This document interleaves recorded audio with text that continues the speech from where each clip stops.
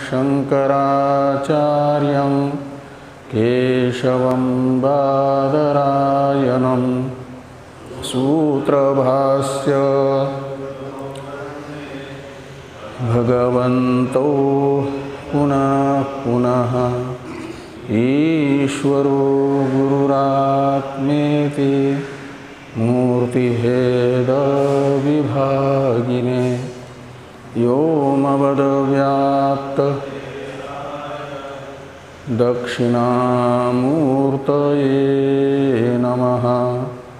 ओम शांति शांति शांति।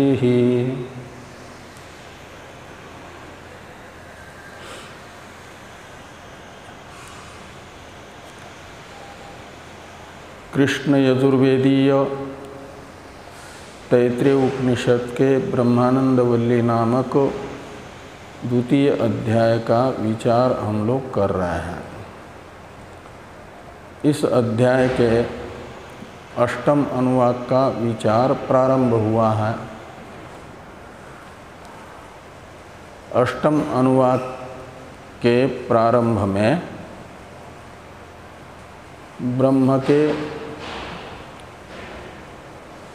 अस्तित्व का ज्ञापक एक मंत्र शुरू में बताया। अद्वैत में अल्प भी द्वैत दर्शन करने वाले के भय का हेतु यही ब्रह्म है, इसे बताया गया। भय अनुभव में आ रहा है, वह बिना कारण के होगा नहीं। तो भय का कारण कौन है? तो अद्वैत ब्रह्म है। उसी में अल्प दर्शन करने से अद्वैत को द्वैत रूप समझने के कारण भय हो रहा है।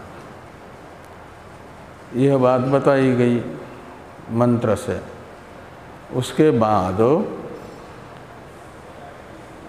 पूर्व ब्राह्मण के द्वारा बताया गया था कि रसो वै सह, और ब्रह्म में रस रूपता की सिद्धि के लिए ये बताया गया था कि एष हेव आनंदयाति, यही सबके आनंद का हेतु है। और यही चेतन होने के नाते, चिदानंद स्वरूप होने के नाते जितना भी जड़ कार्यकरण संघात रूप जगत है, सचेष्ट प्रतीत होने वाला, उसमें उससे असंगत जिस चेतन के लिए प्रवृत्ति हो रही है, चेतन के प्रयोजन के लिए, वह चिदानंद स्वरूप ब्रह्म है। यह कह एव अन्यात्, को एव अन्यात्, कह प्राण्यात्, यदेष आनंदो ब्रह्म आनंद ब्रह्म न स्यात् इत्यादि से बताया गया था। तो ब्रह्म की आनंद रूपता का विचार प्रस्तुत करने वाला एक वाक्य आया इस अष्टम अनुवाक में।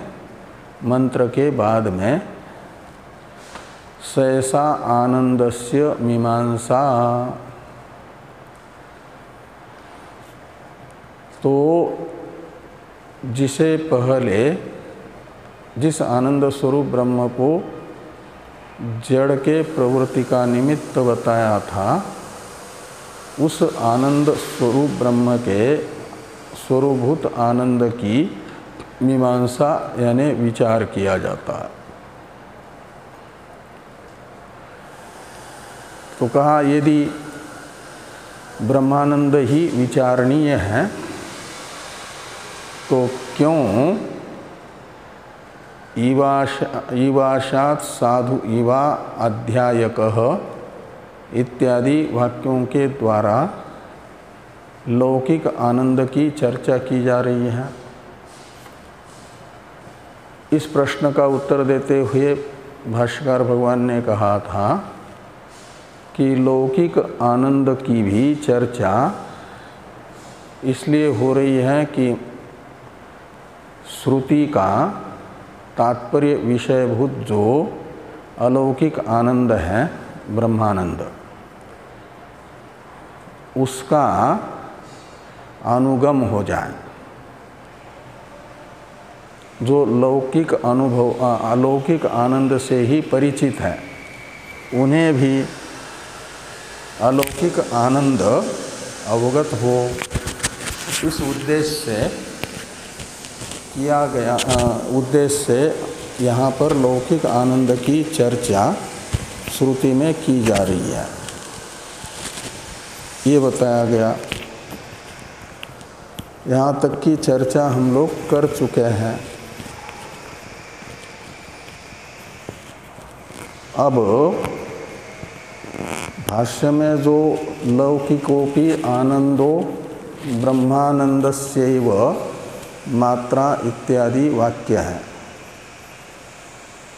इसकी अवतरण टीका है। इस टीका को देखिए।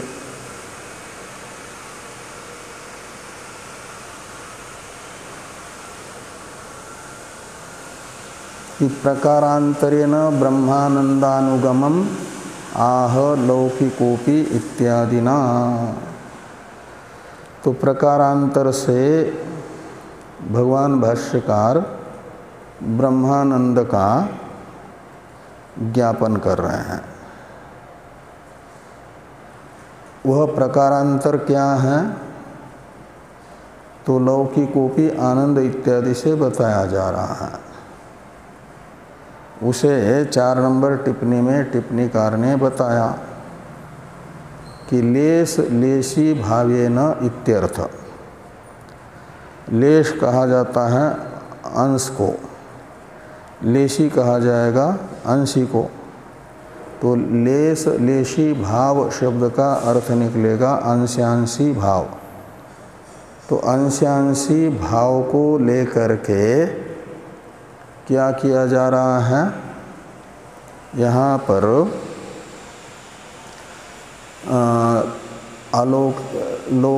ये बताया जा रहा है कि लौकिक आनंद भी ब्रह्मानंद का ही अंश है, लेश है। और वह लेश यानी अंश अनुभव में आ रहा है, तो निश्चित ही वह जिसका अंश है वह अंश ही विद्यमान है। उसकी अनुभूति इस प्रकार होगी, यह बताया जा रहा है। तो भाष्य में है कि लौकिकोपि आनंदो ब्रह्मानंदस्यैव मात्रा। तो जो लौकिक आनंद है वह भी ब्रह्मानंद की ही मात्रा है। मात्रा शब्द का अर्थ है लेश, और लेश शब्द का अर्थ है अंश। तो लौकिक आनंद है ब्रह्मानंद का अंश, तो ब्रह्मानंद हो जाएगा अंशी। तो ये लौकिक आनंद तथा ब्रह्मानंद, इनमें अंशांशी भाव मानेंगे तो ब्रह्मानंद की असंगता बाधित हो जाएगी ना,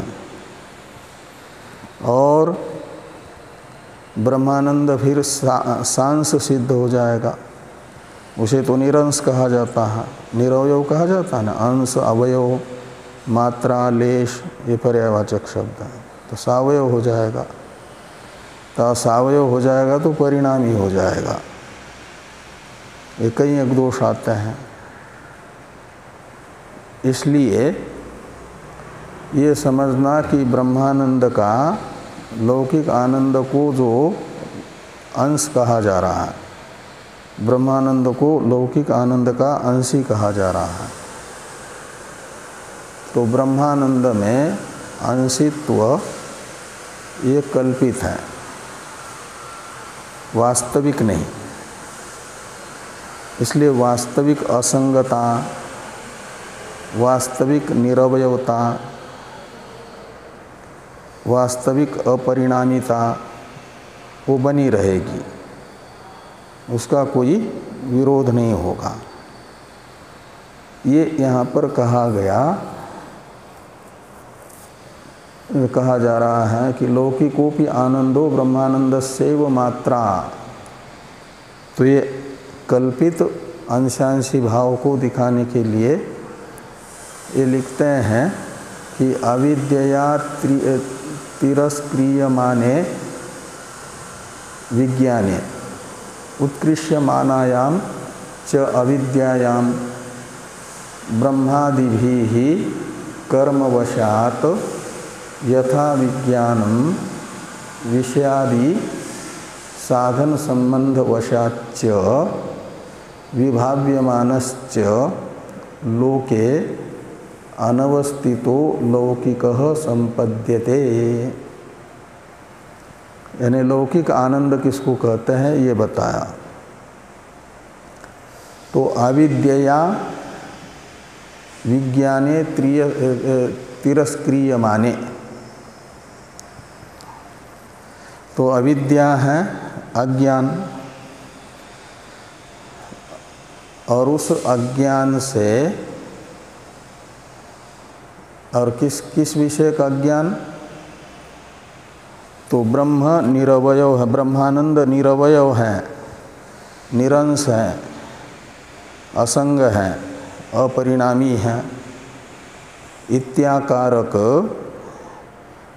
वास्तविक ब्रह्म स्वरूप की अविद्या, वास्तविक ब्रह्म स्वरूप विषयक अविद्या, अज्ञान, या अविद्या शब्द से लेना।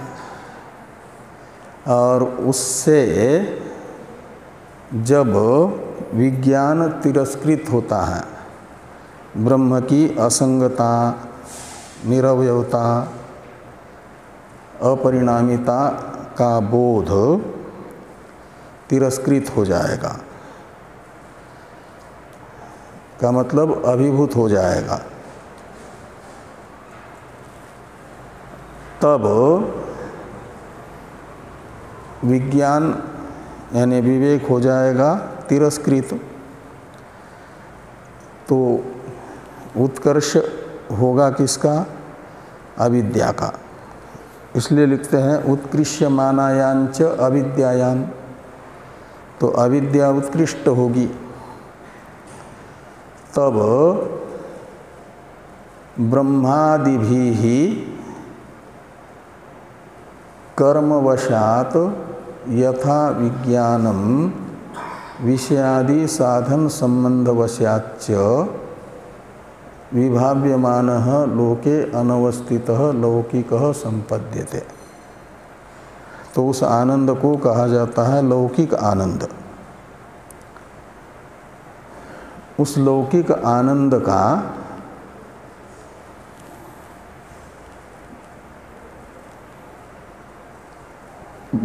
अनुभविता और लौकिक आनंद का निमित्त, ये सब बताया है बीच में। तो ब्रह्मादिभिः विभाव्यमानः लौकिको अनवस्थितो लोके अनवस्थितः लौकिक संपद्यते, ऐसा अन्वय करना। तो लोक में इस लौकिक आनंद के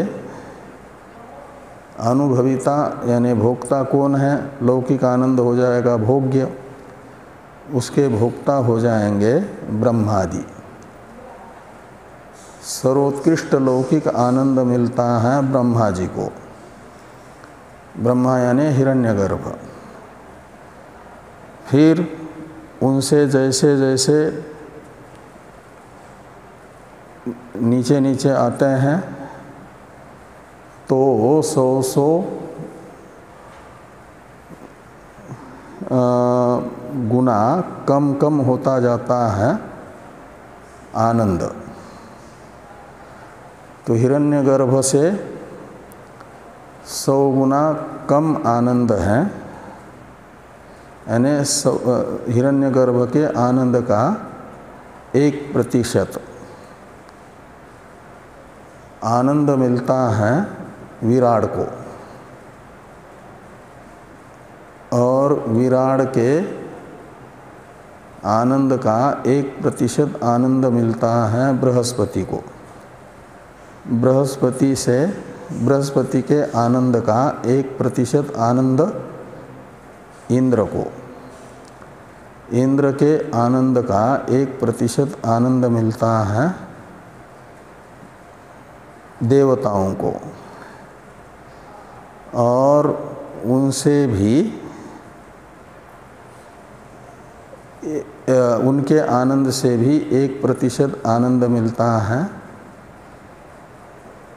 कर्म देवताओं को। कर्म देवताओं को जितना आनंद मिलता है उसका 1% ही आनंद मिलता है आजान देवताओं को। आजान देवताओं को जितना आनंद मिलता है उससे 1% आनंद मिलता है देवगंधर्वों को। देवगंधर्वों को जितना आनंद मिलता है उससे 1% आनंद होता है मनुष्य गंधर्वों को, और मनुष्य गंधर्वों को जितना आनंद मिलता है उसका 1% आनंद होता है मनुष्यों को। मनुष्य को, कौन से मनुष्य को? जो यहाँ पर बताया जाएगा ईवाशात साधु ईवा इत्यादि से, उस मनुष्य को, इस विशेषता से संपन्न मनुष्य को मिलने वाला आनंद मनुष्य गंधर्व के आनंद का 1% है।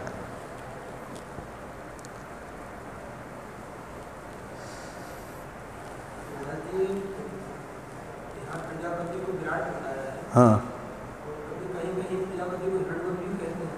हाँ, तो इसलिए कि प्रजापति से अलग जो है हिरण्यगर्भ का वर्णन है यहाँ, इसलिए प्रजापति विराट हुए। और जहाँ प्रजापति से अलग हिरण्यगर्भ का वर्णन नहीं है, वहाँ प्रजापति शब्द से हिरण्यगर्भ को लेना।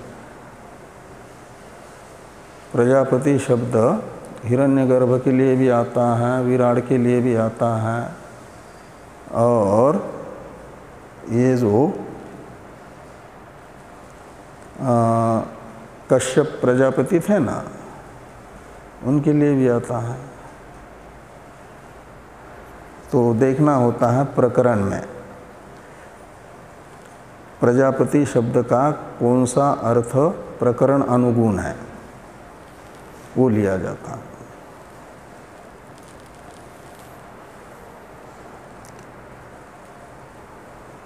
तो ये कहा गया कि ब्रह्मादि भी, इसमें आदि शब्द से बाकी 10 को लेना, विराट से लेकर के मनुष्य तक के, और ब्रह्मा जी एक ही हैं। तो ब्रह्मादि के द्वारा विभाव्यमान कहो या अनुभूयमान कहिए,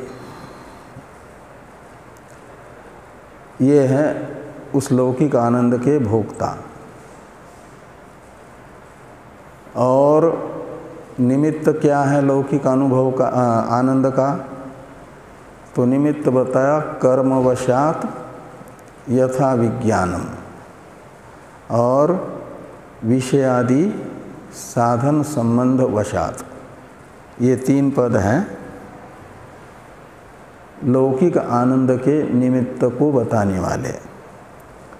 तो कर्मवशात का मतलब पूर्वकृत जो कर्म है इस समय प्रारब्ध बन करके फलोन्मुख हुआ है,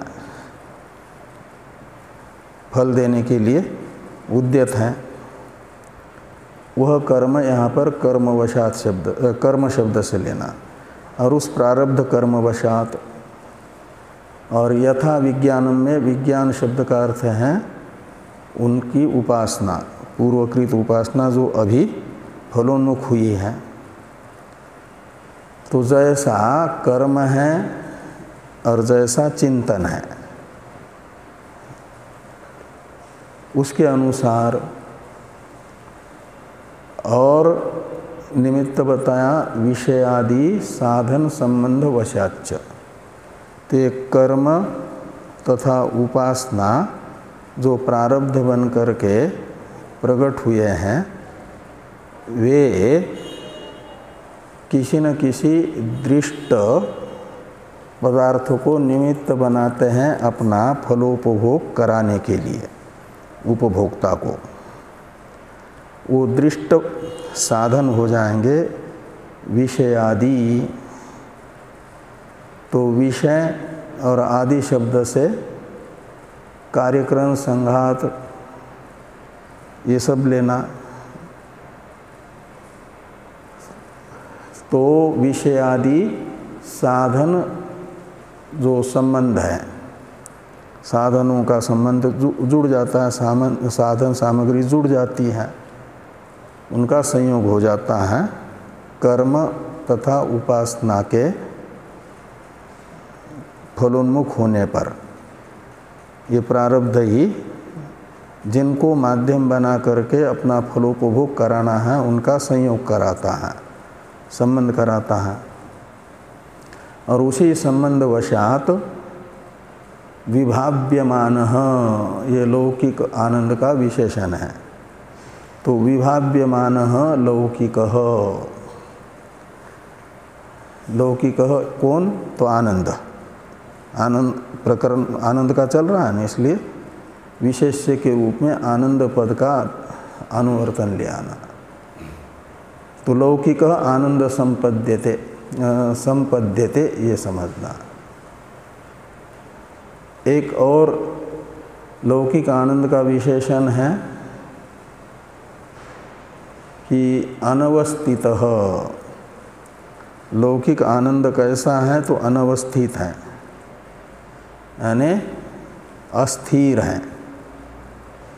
अवस्थित कहते हैं स्थिर को, और अनवस्थित कहते हैं अस्थिर को। और कर्म उपासना का फल है का मतलब यत् कृतकम तद अनित्यम के अनुसार अनित्य है, अस्थिर है। ऐसा जो लौकिक आनंद। और विभाव्यमान यानी यहाँ विभावन है अभिव्यक्ति, अभिव्यज्यमान। इन सब साधनों से अभिव्यज्यमान जो लौकिक हैं और अनित्य तथा अनवस्थित यानी चपल हैं, अस्थिर हैं, ऐसा लौकिक संपद्यते। अविद्यावशात उसी ब्रह्मानंद को ही लौकिक आनंद कहा गया। और स एव अविद्या काम कर्म प्रकर्षेण। तो स एव यानी ये जो आपका लौकिक आनंद है, स ये सर्वनाम लौकिक आनंद का परामर्शक है। तो लौकिक आनंद एव अविद्या काम कर्म प्रकर्षेण। ब्रह्मा से प्रारंभ करके मनुष्य तक आते हैं तो न्यून न्यून हो जाता है, न्यूनता रूप उसमें अतिशयता आती है। और मनुष्य से आरंभ करके उत्तर उत्तर उत्कृष्ट होता जाता है आनंद, तो उत्कर्ष रूप विशेषता आती है, उसमें अतिशयता आती है। तो यहाँ पर कहते हैं कि अविद्या काम कर्म प्रकर्षेण। तो अविद्या से प्रत्युपस्थापित जो काम तथा कर्म है, इन कर्मों में जैसा जैसा प्रकर्ष होगा, यानी कामनाएं भी पूर्व पूर्व आनंद से दोषादि दर्शन के कारण कामना छूटती जाएगी और उत्तर उत्तर आनंद की कामना होती रहेगी। तो ये कामना में उत्कर प्रकर्ष माना जाता है। सबसे पहला आनंद है मनुष्य आनंद। तो मनुष्य आनंद विषयक कामना से युक्त अंतःकरण है जिसका, उसका चित्त और मनुष्य गंधर्व के आनंद से युक्त हैं, आनंद विषयक कामना से युक्त है चित्त जिसका, इन दोनों चित्तों में एक जैसी ही समानता नहीं रहेगी। उत्कर्ष अपकर्ष रहेगा कि नहीं रहेगा? हाँ, कहाँ? क्या स एव अविद्या काम कर्म प्रकर्षेण नहीं है? काम कर्मापकर्षेण ऐसा है। म में दीर्घ है और उसमें भी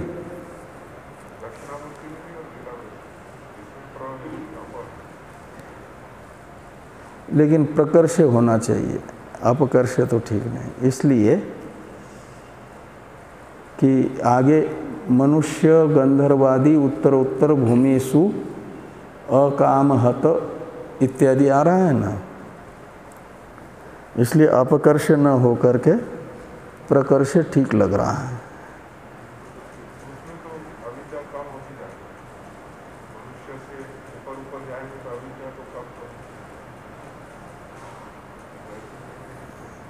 अविद्या काम कर्म कम कम होते जाएंगे।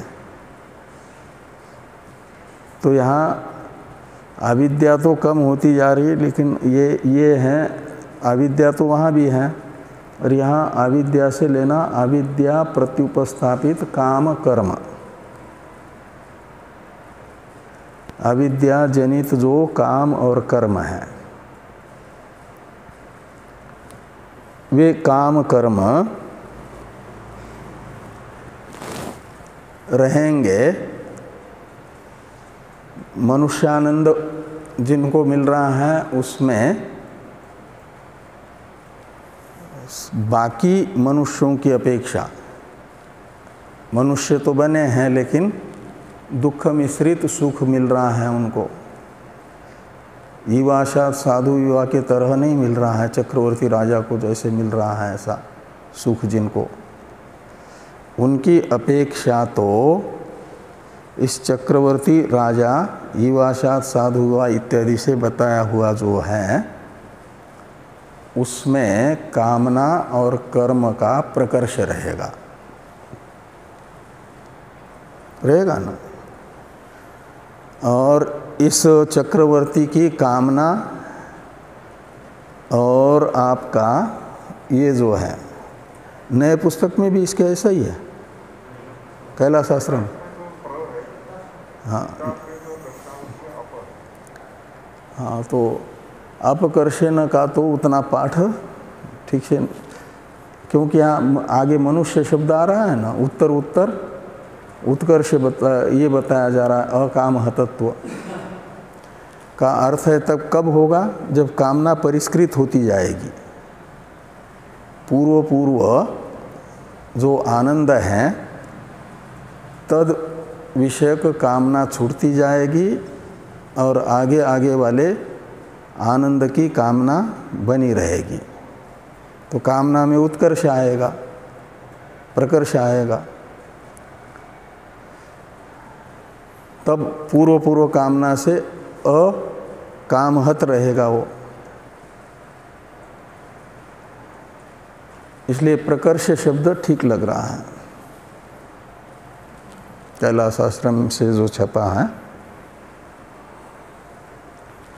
तो काम कर्म प्रकर्षेण, और ये अविद्या काम कर्म प्रकर्षेण तो अविद्या से प्रत्युपस्थापित जो काम और कर्म है, ऐसा लगाइए। और अविद्या में भी प्रकर्ष होता जाता है।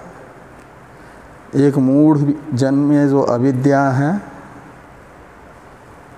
वैसी अविद्या मनुष्य में नहीं रहती। सामान्य जो पामर मनुष्य में जैसी रहती है, ऐसे विषय मनुष्य में नहीं रहती। विवेक का परिष्कार होता जाता है ना, रजोगुण तमोगुण घटता जाता है, उत्कर और सत्वगुण बढ़ता रहता है, तो विवेक परिष्कृत होता जाता है। इसलिए वो भी अविद्या का प्रकर्ष है। तो ये प्रकर्ष शब्द उचित लगता है। तो अविद्या से प्रत्युपस्थापित जो काम तथा कर्म हैं, इनके प्रकर्ष से क्या होता है? मनुष्य गंधर्वादि उत्तरोत्तर भूमिषु अकाम हत विद्वत् श्रोत्रिय प्रत्यक्ष विभाव्यते।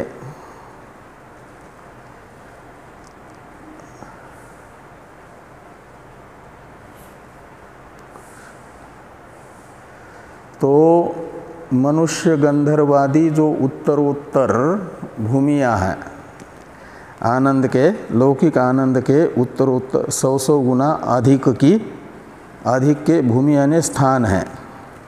भूमि कहते हैं स्थान को। अवस्था, भूमि, स्थान ये पर्यावाचक शब्द हैं। तो मनुष्य गंधर्वादी हैं उत्तरोत्तर 100 गुना अधिक आनंद के स्थान।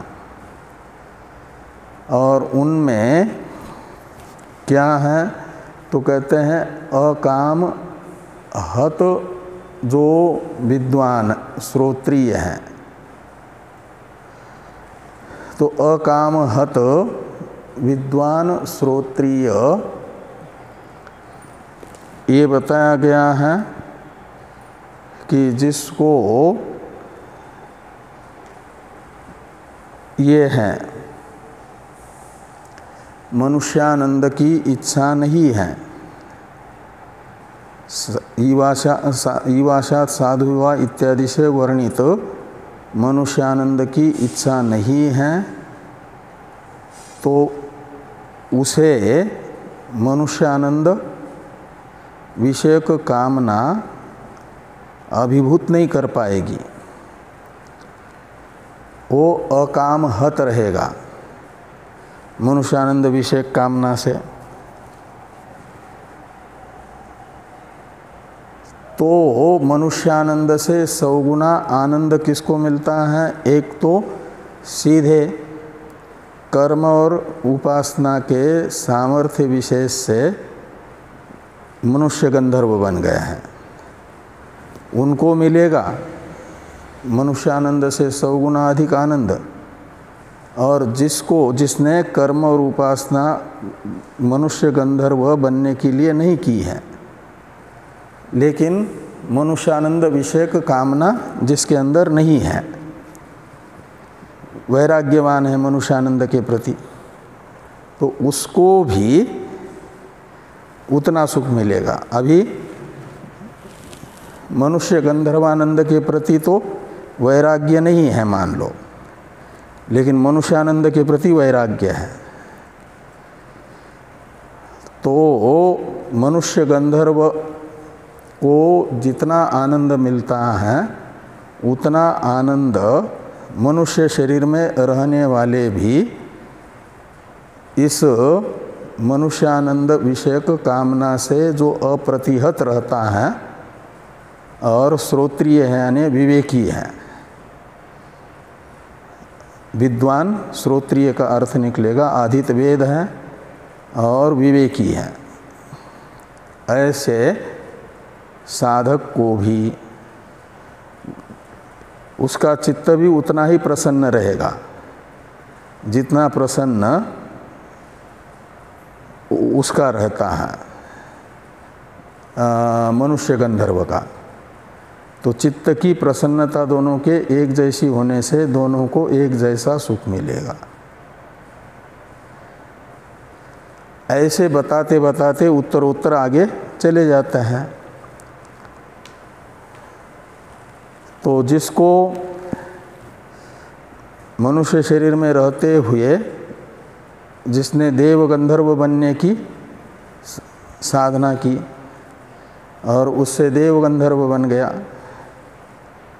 तो देव गंधर्व को तो मनुष्य गंधर्व के आनंद से भी 100 गुना आनंद मिलेगा। और जो अभी मनुष्य साधक है, मनुष्य शरीर में है, लेकिन मनुष्य आनंद के विषय में भी और मनुष्य गंधर्व आनंद के विषय में भी विरक्त है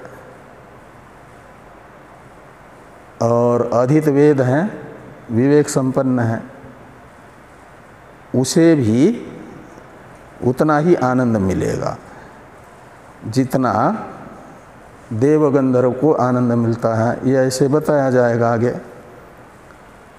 तो ये कहते हैं मनुष्य गंधर्वादि उत्तरोत्तर भूमिषु अकामहत विद्वत श्रोत्रिय प्रत्यक्षो।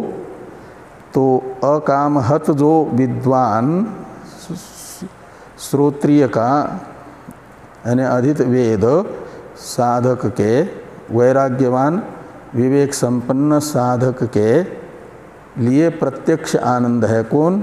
उत्तरोत्तर भूमि में जो 100 गुना अधिक होता जा रहा है, वह आनंद रहेगा साधक का प्रत्यक्ष। दो को प्रत्यक्ष होगा वो।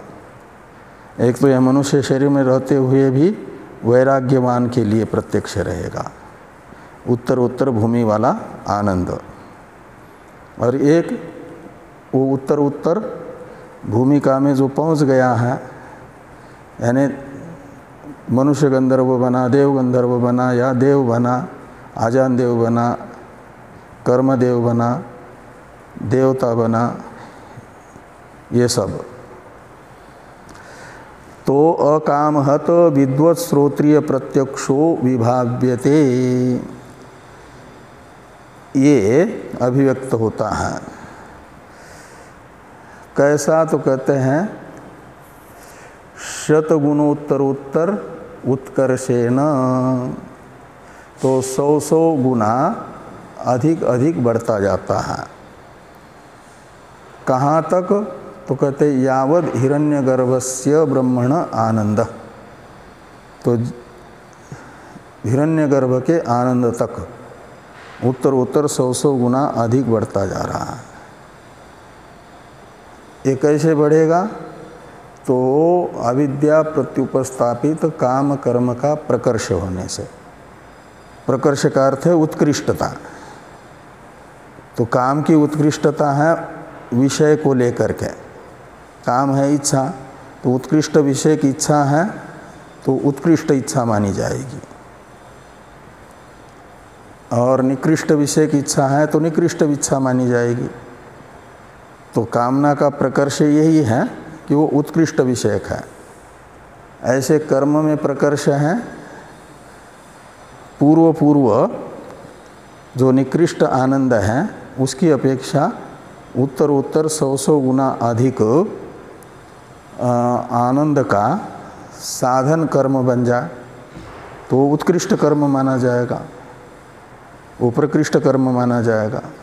इस प्रकार ये अविद्या प्रत्युपस्थापित काम कर्म प्रकर्षेण क्या हो जाएगा कि उत्तरोत्तर आनंद 100 गुना अधिक अधिक होता जाएगा। कहाँ तक? तो कहते यावद हिरण्यगर्भस्य ब्रह्मण आनंद।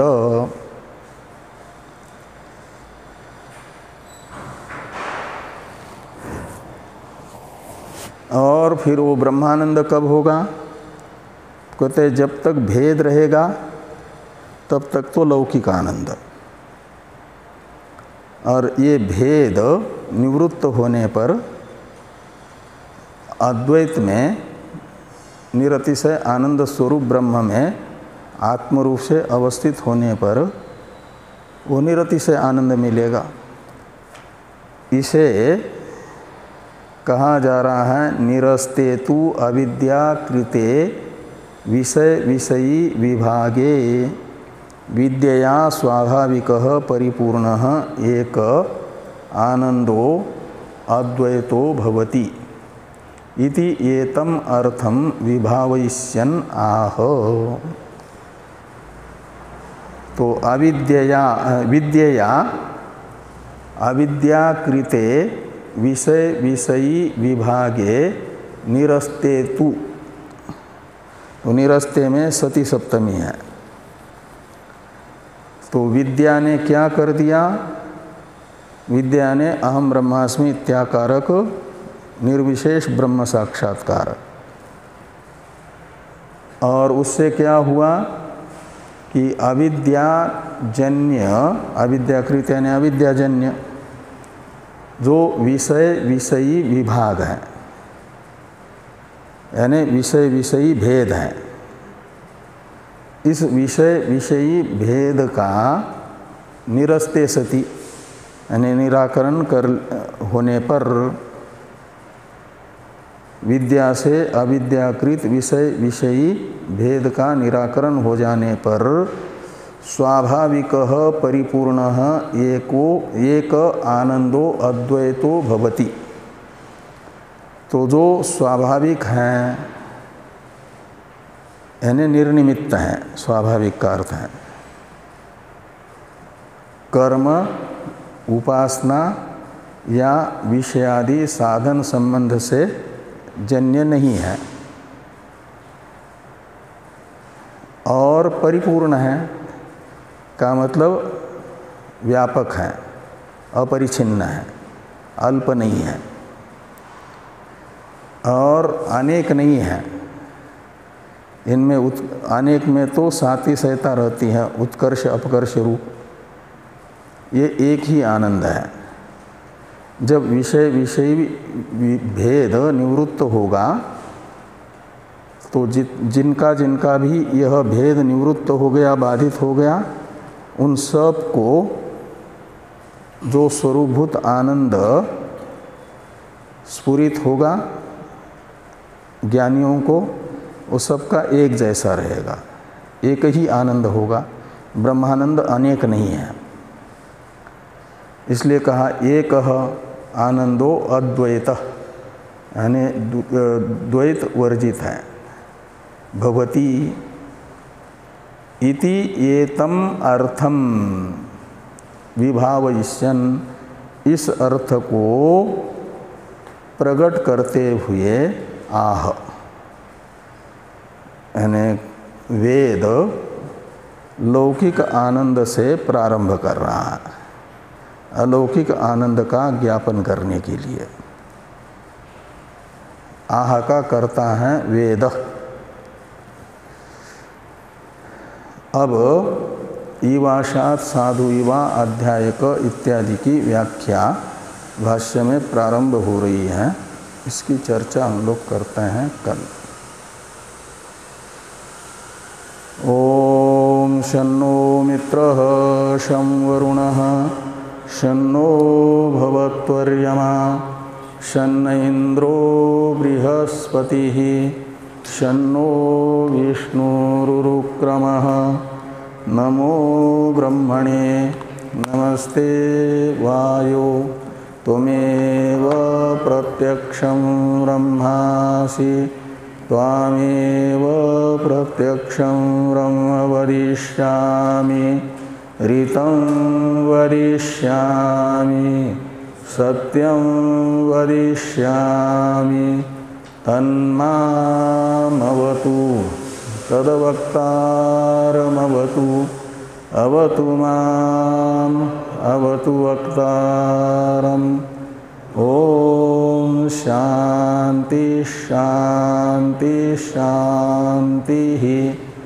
शंकरं शंकराचार्यं केशवं बादरायणं सूत्रभाष्य कृतौ वंदे भगवन्तौ पुनः पुनः। ईश्वरो मूर्तिभेद विभागिने व्योमवद्व्याप्तदेहाय दक्षिणामूर्तये नमः। ओम शांति शांति शांति।